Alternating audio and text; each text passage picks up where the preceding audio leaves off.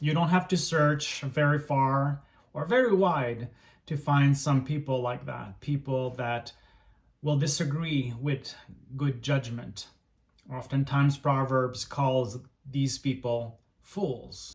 The unfriendliness and the selfishness that these people are manifesting has one thing in common in all of them, is that they are looking to gain control. They are looking to maintain control over others. These are selfish desires. These are personal ambitions that lead only benefits to the person that seeks that control. By creating conflict or by spreading lies, they will often create what they are looking for, dissension. And by doing that, they are at the control and they are at the center of that dissension.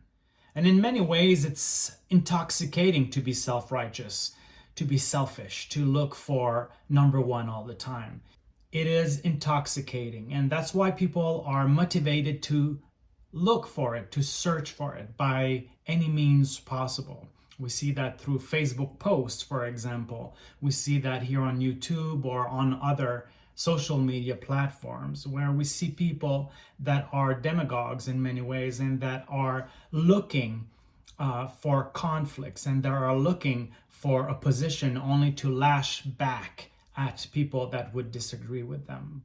And what is even more deceptive about that intoxicating behavior is that the one that is perpetrating it is not aware of their own behavior. That person is really thinking that they are helping others, but really they are unaware. They really are unaware of the anger and the lies that they are spreading, and in doing so, not helping anyone, and often at the cost of the marginalized or the defenseless or the people that have no voice to express their needs. But for us as faith people, for us as followers of Christ, it is different. We are called to get or to gain wise counsel. We are called to self-awareness. We are called to take the plank out of our eye first before we judge somebody else with the speck of dust they may have in their eye. We are called to embrace collective consciousness.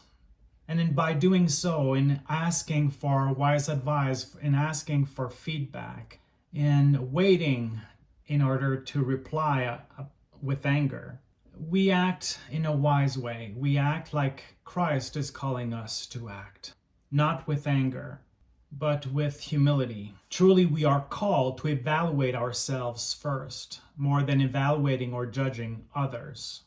There is wisdom in pursuing the narrow road of life. However, there is no wisdom in rejecting good counsel. There is no wisdom in rejecting learning from others or gaining new understanding or new information to enrich our position and our opinion. Engaging in quarrels and in fight stem from a desire to assert dominance. But for us as Christians, for us as followers of Christ, our goal is not dominance. Our goal is harmony.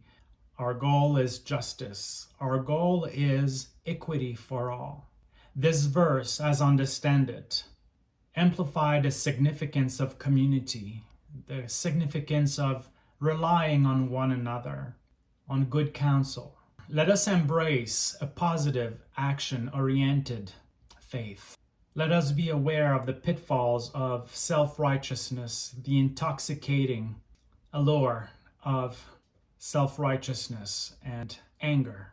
We need to recognize the importance of seeking advice from others, looking for somebody else's experience, asking for a different point of view.